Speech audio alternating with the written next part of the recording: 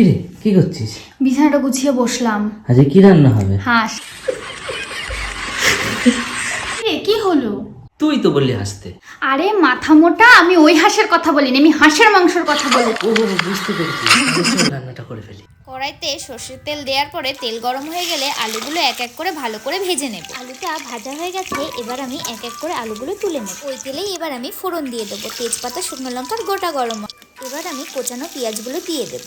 পেঁয়াজটা ভালোভাবেই ভাজা হয়ে গেছে, এবার আমি কেটে রাখা হাঁসের মাংসটি দিয়ে দেব। মাংসটায় একটু পেঁয়াজের সাথে ভালো করে ভেজে মাংস থেকে জল ছেড়ে দিয়েছে, এবার আমি নুন দিয়ে ভালো করে নুন দেওয়ার পরে ভালো করে মাংসটা একটু ভেজে নিয়েছি। এবার আমি বেটে রাখা মশলাটা দিয়ে দেবো।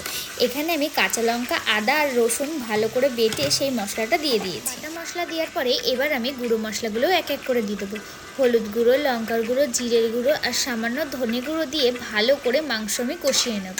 আমি ততক্ষণই মশলা কষিয়ে নেবো যতক্ষণ না মশলার সমস্ত কাঁচা গন্ধ না যায়। আর অল্প অল্প জল দিয়ে আমি ভালো করে অনেকটা সময় নিয়ে কষিয়ে নেব। মাংসটা প্রায় কষানো হয়ে গেছে, তেলও ছেড়ে দিয়েছে, এবার আমি ভেজে রাখা আলুগুলো দিয়ে দেবো, নিয়ে আরেকটু কষিয়ে নেব।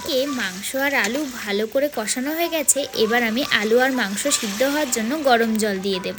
গরম জল দেওয়ার পরে ঢাকা দিয়ে দিলেই সম্পূর্ণভাবে তৈরি হয়ে যাবে আমাদের হাঁসের মাংস।